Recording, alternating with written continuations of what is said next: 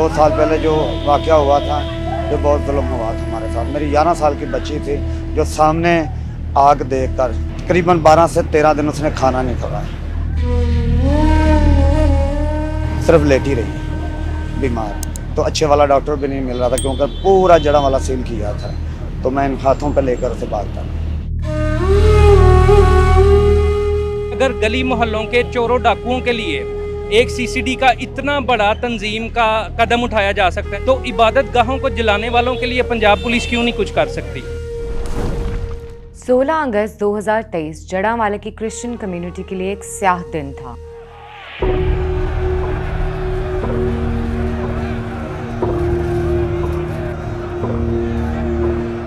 सुबह 5-6 बजे के करीब शुरू होने वाली आग अगले कई दिन तक नहीं बुझ सकी और अब 2 साल से ज़ायद का अरसा गुजरने के बाद भी कम्युनिटी के लोग इंसाफ ना मिलने पर सरापाए एहतजाज हैं।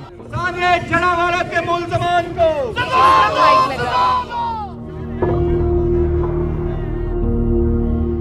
कहानी शुरू से शुरू करते हैं। National commission for human rights की रिपोर्ट के मुताबिक 2 मसीही और 1 मुसलमान नौजवान के बीच लेन देन का तनाज़ा गुस्ताखी के इल्ज़ाम का बायस बना। 2 नौजवान बच्चों पर इल्ज़ाम लगाया गया था कि इन्होंने कुरान शरीफ के पेजेस को लेकर उसकी बेहुरमती की गली में फेंक दिया और उन बच्चों को कहा गया, उनकी तस्वीरें भी लगी हुई थी, उनके फ़ोन नंबर भी लिखे हुए थे। इन्वेस्टिगेशन के बाद उन दोनों बच्चों को इनोसेंट करार देकर रिलीज कर दिया गया। साबित हो गया कि ये उनकी तरफ से नहीं हुआ था। जिसके बाद तबाही की वो वारदात शुरू हुई जिसमें 22 चर्च और 80 घर जले, जिनमें से 30 से 40 घर मुकम्मल तौर पर तबाह हो गए। HRCP के जड़ांवाला मिशन के लिए शायद सबसे चौंका देने वाला इंकशाफ ये था कि तशद्दुद की शिद्दत और उसकी मंसूबाबंदी किस हद तक मुनज़्ज़म थी। मसीही घरों को लूटा गया, आग लगाई गई, मजहबी अलामतों की बेहुरमती की गई और पूरे के पूरे मोहल्ले अपने घरों से निकलने पर मजबूर हो गए।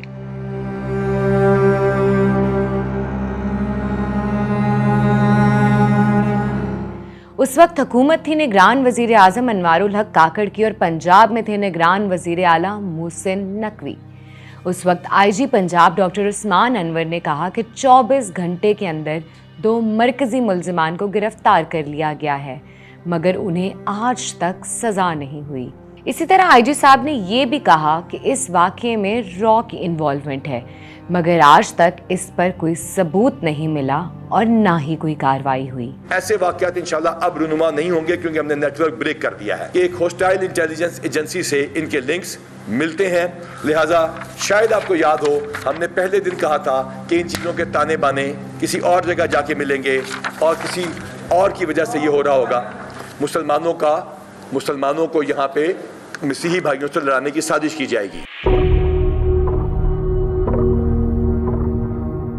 कम्युनिटी मेंबर्स की जानिब से सुप्रीम कोर्ट में दायर की गई पिटिशन के मुताबिक गुजरांवाला सान्हे की 11 FIRs गुजरांवाला सिटी, सदर और लुंडियावाला पुलिस स्टेशंस में दर्ज हुई, मगर नतीजा कुछ भी नहीं। बजाय इसके कि आप कमीशन बनाएं, फेयर ट्रायल दे, फेयर इन्वेस्टिगेशन करें और जो मुल्ज़िमान हैं जिन्होंने ये जुर्म किया उनको करार वाकई सज़ा दी जाए। हमें कह रही है हम इंटरनेशनल व्यूज़ के लिए सुप्रीम कोर्ट में आए हैं।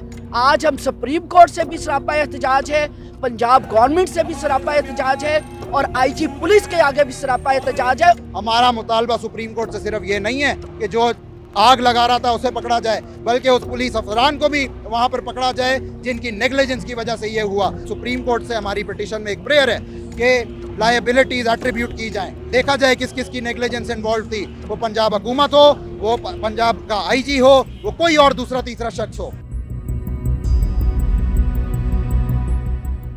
5 जून 2025 को लुंडियावाला थाने में चक 658/2 गाव बे में चर्च जलाने के इल्ज़ाम में नामजद 10 मुल्जिमान को फैसलाबाद की एंटी टेररिज्म कोर्ट ने बरी कर दिया। वजह प्रोसिक्यूशन की जानिब से कोई सॉलिड सबूत सामने ना आना। कम्युनिटी आज भी ये सवाल कर रही है कि सीसीटीवी फुटेज, सोशल मीडिया पर जड़ांवाला वाक़े की वीडियोस, पुलिस के पास ह्यूमन इंटेलिजेंस, सब कुछ होने के बावजूद 2 सालों में किसी भी केस में कोई सबूत पेश क्यों नहीं किया जा सका। अब 2 साल गुजरने के बावजूद तशद्दुद को भड़काने वाले मरकज़ी किरदारों और रहनुमाओं के ख़िलाफ़ कोई सज़ा नहीं सुनाई जा सकी।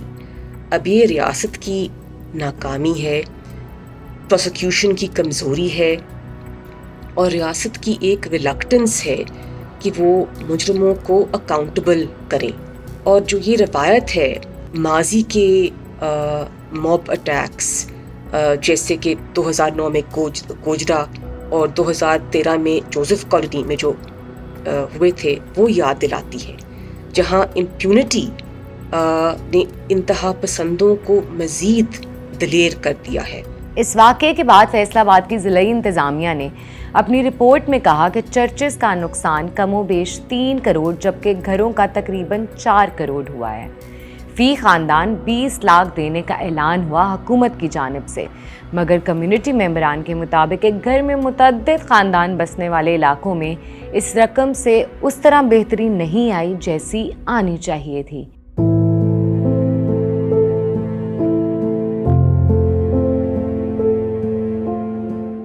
आपको इन विक्टिम्स के अंदर आपको तरह तरह के विक्टिम्स देखेंगे, कुछ बेवाएं भी दिखेंगी, बच्चे भी दिखेंगे, वो भी देखेंगे जो मालदार थे। एक चीज इनमें कॉमन है, इनकी मिजरी। वो जो अमीर था वो भी गरीब हुआ, जो गरीब था वो गरीब से गरीब तर हो गया। नुकसान सबका हुआ। Human rights commission of Pakistan की फैक्ट फाइंडिंग रिपोर्ट के मुताबिक एक मजहबी जमात के लोग इस मॉब में शामिल थे जिन्होंने चर्चेज और घर जलाए। NCHR की रिपोर्ट में भी 2 मजहबी ग्रोहों का जिक्र है, मगर उनके खिलाफ भी कोई कार्रवाई अमल में नहीं लाई गई। वक्ती तौर पर तो 300 से ज़ायद लोगों को गिरफ्तार किया गया, मगर सजा किसी को नहीं हुई। उनमें से कितने पकड़े गए, और अगर कोई पकड़े भी गए तो असल बात यह है कि 2 साल बाद वो किधर हैं। वो उन्हीं सड़कों पे दंदनाते फिर रहे हैं जहां पर वो 2 साल पहले जिन सड़कों को जला रहे थे, जहां पर वो दहशतगर्दी फैला रहे थे। 2014 में सुप्रीम कोर्ट के जस्टिस तसद्दुक जिलानी ने पेशावर में 2013 में चर्च पर बदतरीन हमले के बाद एक फैसले में एक वाज़े लाइहा अमल दिया था, जिसमें शामिल था कि अक़लियतों की इबादत गाहों का तहफ़्फ़ुज़ किया जाए, नफ़रत अंगेज़ तकरीर रोकी जाए और इंसाफ को यकीनी बनाया जाए। लेकिन 1 दहाई गुजरने के बावजूद जड़ांवाला और इस जैसे मुतअद्दिद वाक़यात ये दिखाते हैं कि उस फैसले पर अमल दरामद नहीं हुआ और अक़लियतें आज भी इंसाफ की मुंतज़िर हैं।